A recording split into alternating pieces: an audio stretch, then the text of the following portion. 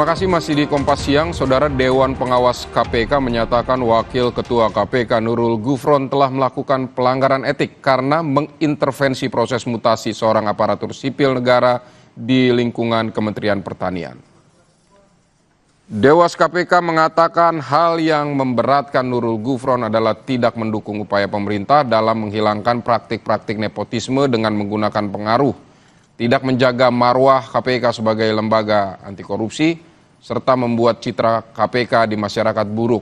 Dewas KPK memberikan sanksi sedang kepada Gufron berupa teguran tertulis dan pemotongan penghasilan sebesar 20% selama 6 bulan.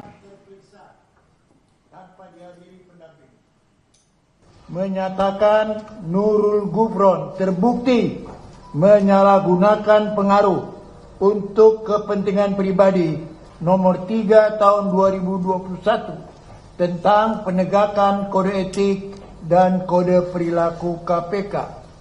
2. Menjatuhkan sanksi sedang kepada terperiksa berupa teguran tertulis, yaitu agar terperiksa tidak mengulangi perbuatannya, dan pemotongan penghasilan yang diterima setiap bulan di KPK sebesar 20% selama 6 bulan. Menanggapi sanksi etik yang dijatuhkan dalam sidang etik Dewas KPK pada dirinya, Nurul Gufron mengatakan menghormati keputusan Dewas.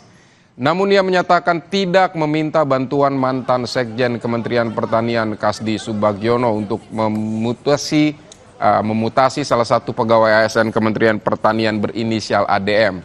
Saat itu, ia menyebut hanya menyampaikan keluhan dan apabila hal itu ditafsirkan sebagai permintaan mutasi, maka penafsiran tersebut di luar wewenangnya.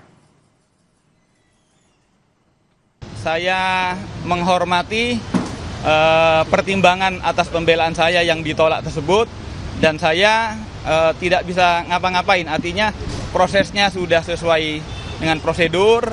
Saya juga telah memberikan pertimbangan bahwa saya menganggap perkaranya secara substansial bahwa saya tidak pernah minta bantuan, cuma itu ditafsiri oleh saudara Kasdi sendiri. Saya menyampaikan keluhan.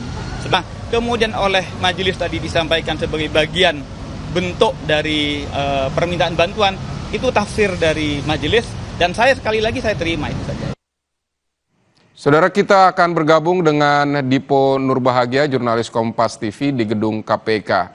Selamat siang Dipo, ini sudah jelas Gufron menggunakan posisinya sebagai wakil ketua KPK untuk proses mutasi begitu di Kementerian Pertanian. Namun apa alasan Dewas tidak menjatuhkan sanksi etik yang lebih berat kepada Gufron?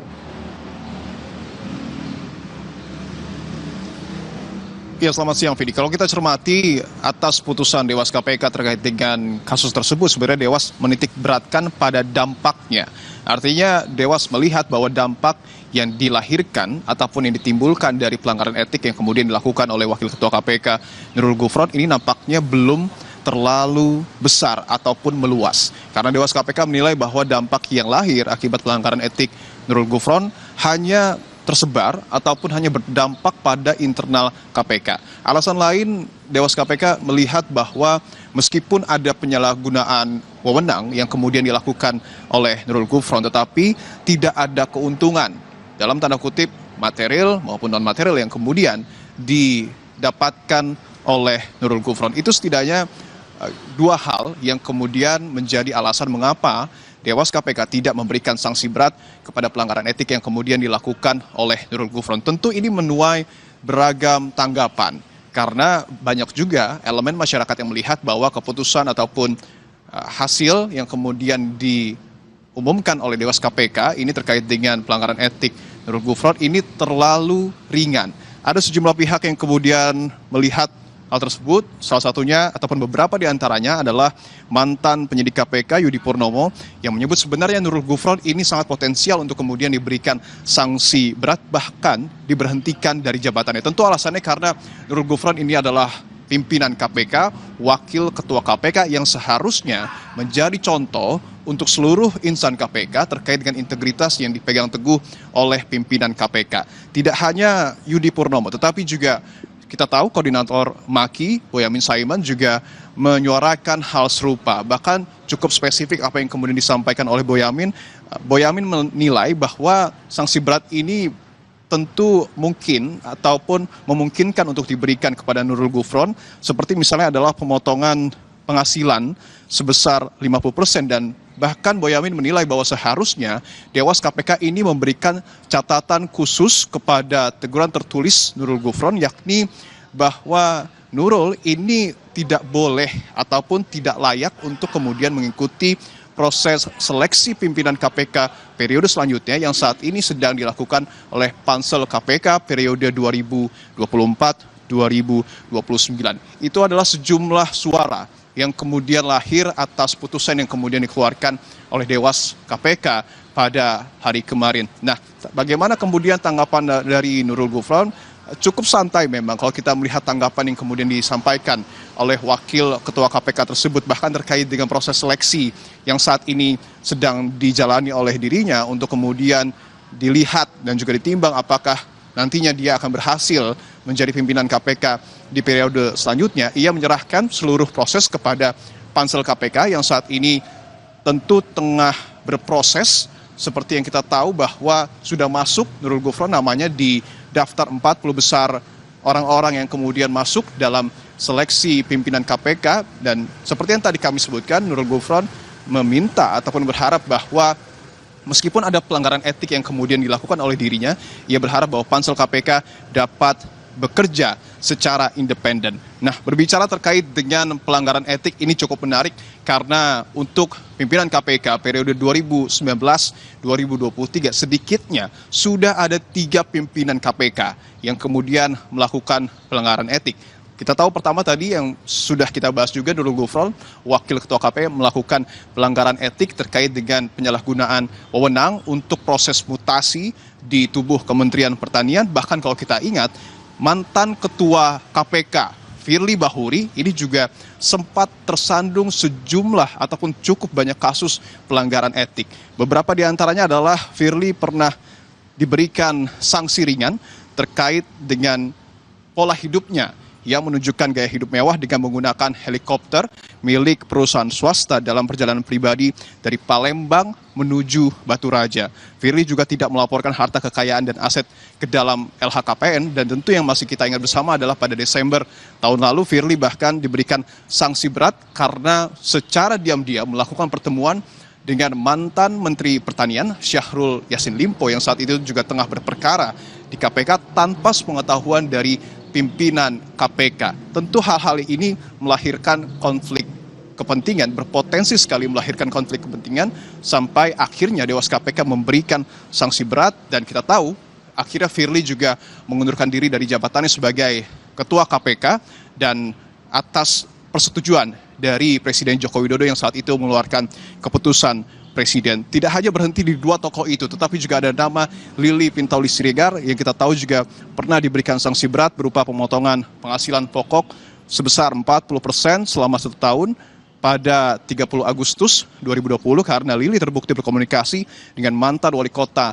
Tanjung Balai M. Syahrial yang juga saat itu tengah diselidiki oleh KPK terkait dugaan kasus suap lelang jabatan. Artinya kalau kita melihat dari 3 kasus pelanggaran etik yang kemudian ataupun 3 tokoh pimpinan KPK yang terjerat pelanggaran etik, nampaknya posisi pimpinan KPK ini sangat potensial untuk kemudian melakukan pelanggaran dalam tanda kutip penyalahgunaan wewenang. Tentu ini menjadi warning ataupun pengingat juga bagi Pansel KPK di periode 2024-2029 untuk betul-betul menjadikan pelajaran yang terjadi sejak tahun 2019 hingga 2023 untuk betul-betul melahirkan pimpinan KPK yang berintegritas. Jangan sampai hal-hal seperti ini terulang. Dan tentu yang harus digarisbawahi juga keresahan sejumlah elemen masyarakat terhadap keputusan Dewas KPK yang dinilai terlalu ringan, ini juga sedikit banyak akan berdampak kepada integritas ataupun kinerja KPK yang kita tahu dalam beberapa waktu terakhir bahkan dalam tanda kutip begitu ya,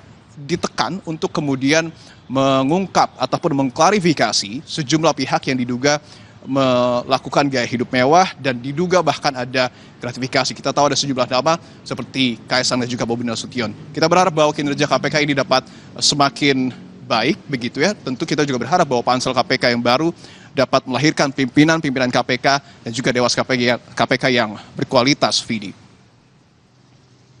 Nurul Gufron jadi pimpinan KPK ketiga yang diduga atau yang terbukti melanggar etika dan sanksinya sedang karena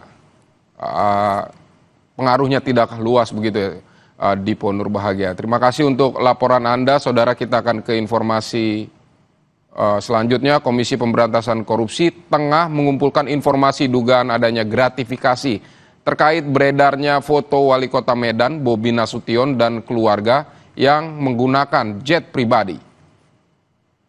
Hal tersebut disampaikan juru bicara KPK Tessa Mahardika. Ia menjelaskan bahwa Direktorat Gratifikasi KPK masih mengumpulkan bahan-bahan terkait dugaan gratifikasi.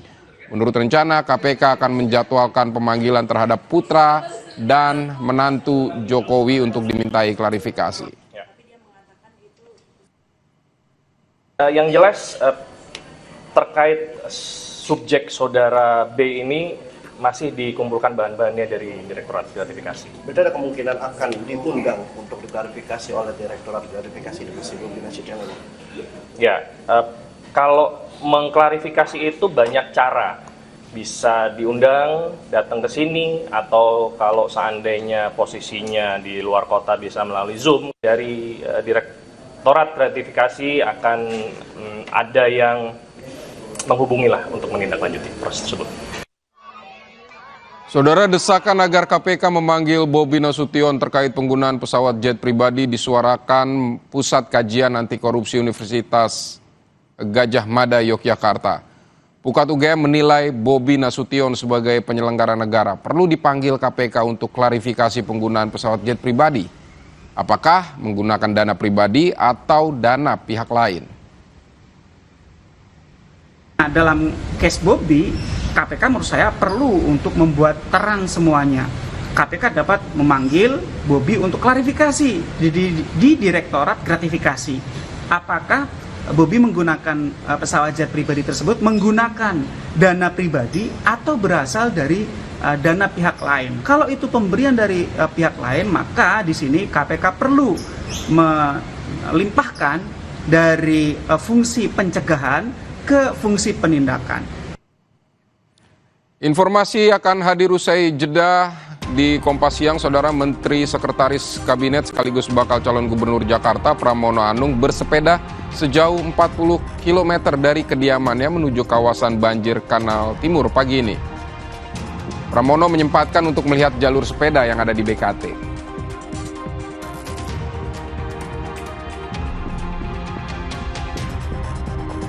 Sementara itu, Saudara, bakal Cagup Jakarta Ridwan Kamil menemui perwakilan Badan Musyawarah Betawi atau BAMUS Betawi semalam. RK disebut hangat kesenian Betawi. RK disambut hangat kesenian Betawi Palang Pintu di Jatinegara, Jakarta Timur.